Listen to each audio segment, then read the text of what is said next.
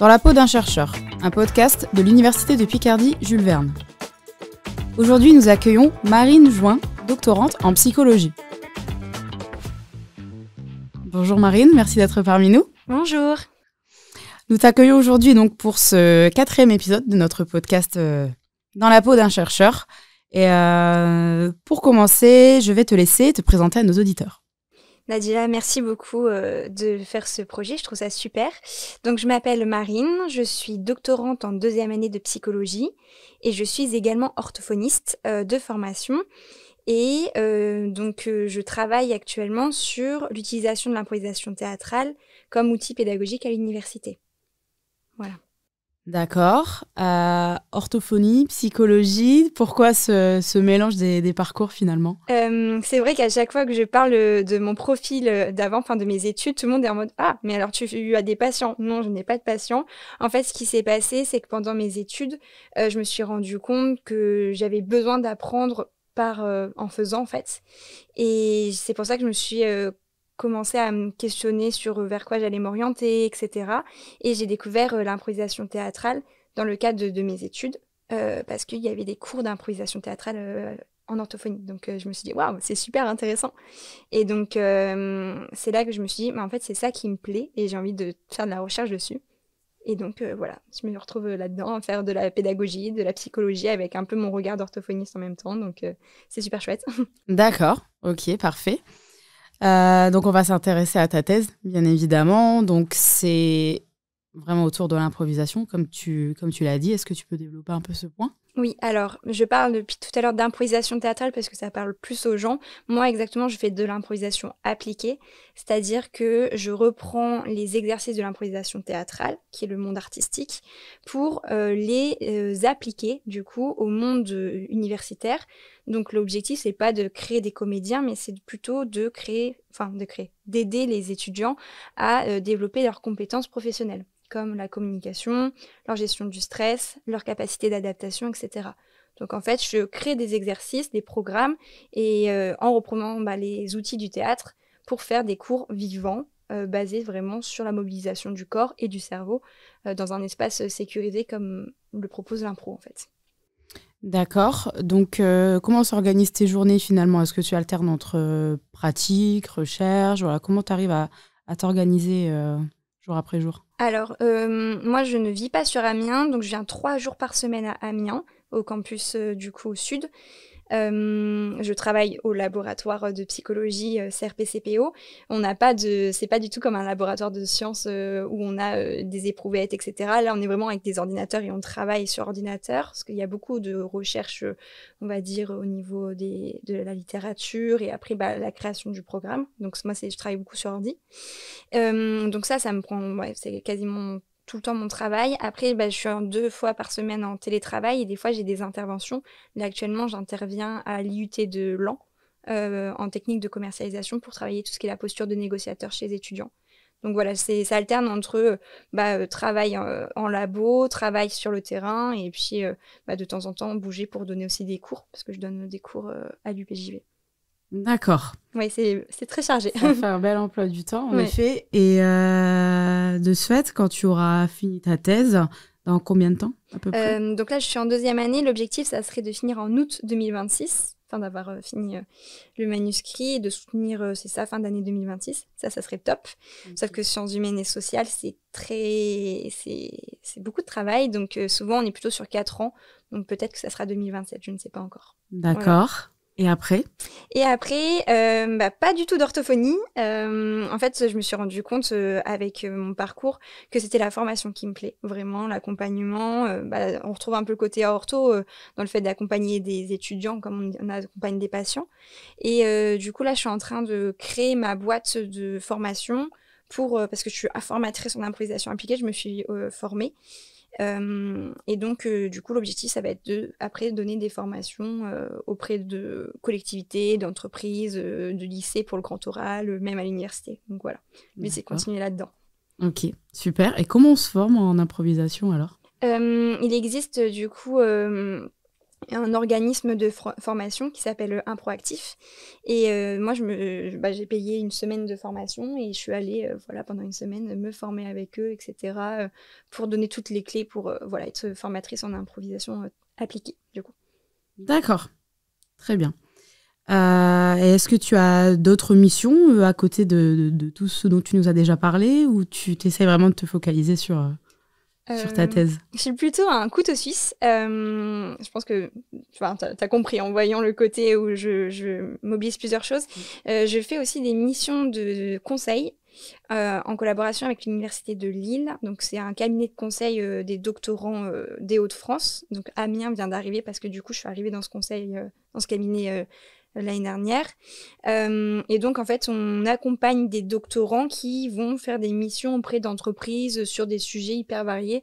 Là, par exemple, j'ai un doctorant qui m'a contacté pour travailler auprès d'une écurie automobile. Et le but, ça va être d'accompagner ce doctorant-là dans la mission. Donc, on est tout sur l'aspect administratif, etc. Donc, c'est hyper intéressant aussi. Donc, un peu de chargé de projet. Si tu devais résumer ta thèse avec le titre d'un film ou bien d'une série? Je sais pas si tu connais Je verrai toujours vos visages.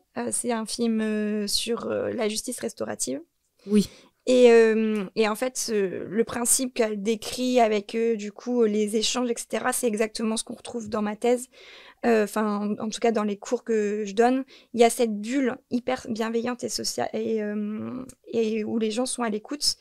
Et ça, c'est vraiment chouette parce que, comme dans Je verrai toujours vos visages, les étudiants, des fois, ils se confient et ils disent des choses. Et on a des fois des personnes qu'on pense, tu sais, un peu le gars très fort, qui parle bien fort, qui prend de la place. En fait, il va te dire, en fait, j'ai une fragilité, mais tout le monde n'accepte pas forcément ma fragilité. J'ai du mal à faire avec ça. Et ça, c'est hyper intéressant d'avoir ça parce que, comme dans Je verrai toujours vos visages, il y a ce truc où l'impro permet aux gens de pouvoir s'exprimer.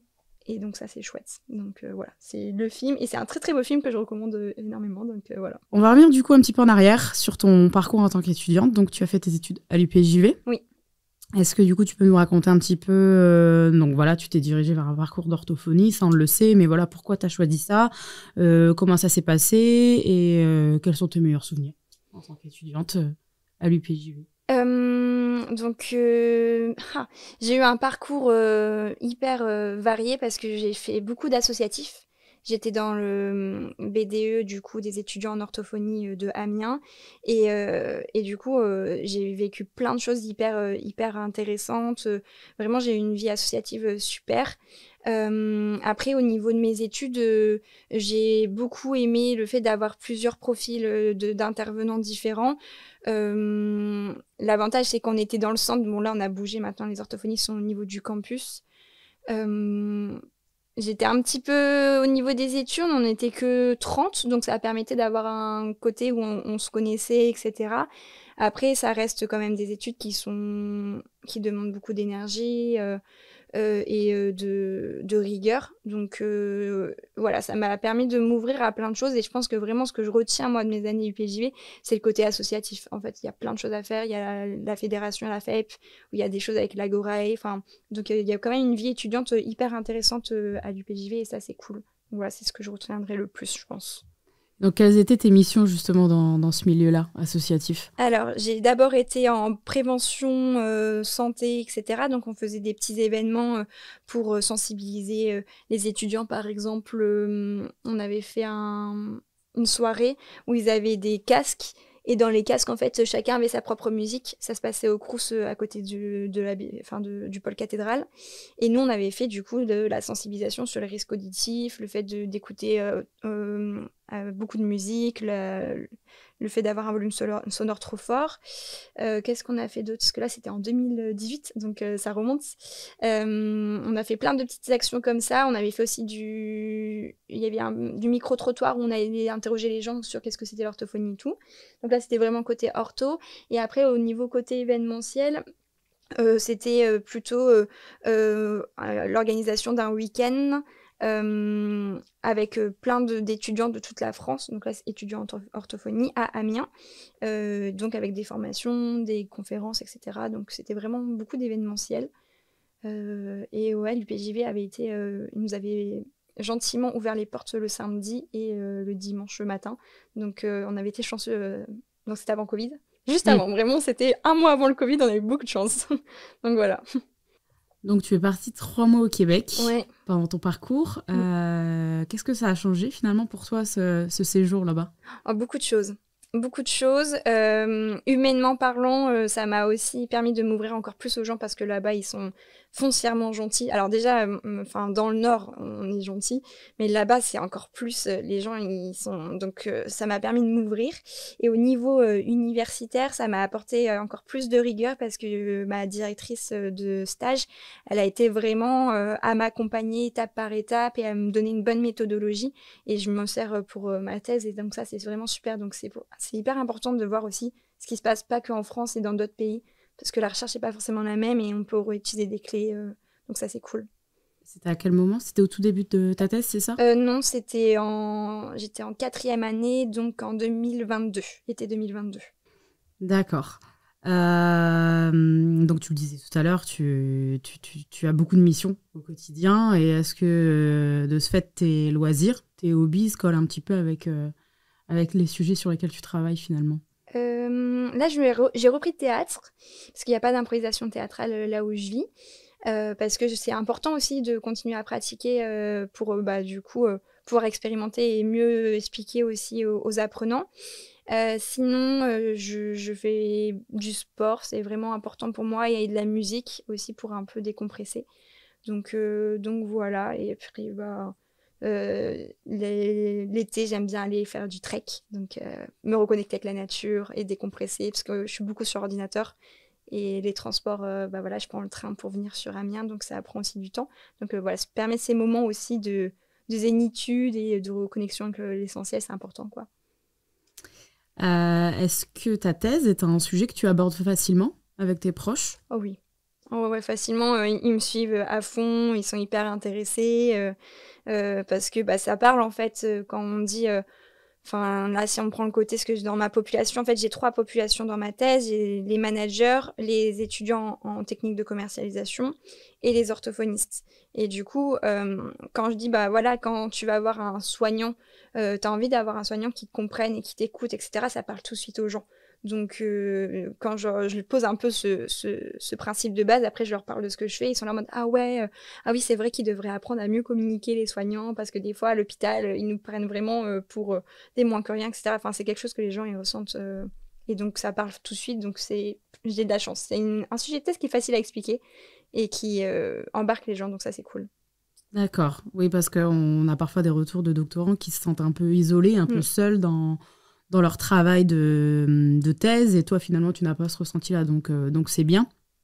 Et justement là on en arrive à la fin du podcast, et quels sont les conseils donc que tu aimerais donner aux étudiants qui aimeraient se lancer dans la même aventure que toi, c'est-à-dire le doctorat ?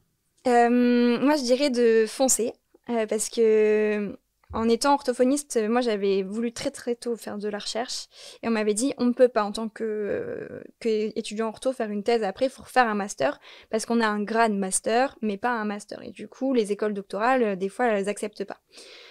Sauf qu'en fait, moi, j'ai osé envoyer un mail à Mathieu Asselin, qui est mon directeur, et qui m'a dit, si tu veux découvrir la recherche, moi, je te fais découvrir, il n'y a aucun souci. Et du coup, c'est lui qui m'a fait rentrer dedans et qui m'a accordé sa confiance et qui m'a soutenue pour que j'aille partir au Québec pendant 3 mois pour découvrir la recherche au Québec et tout.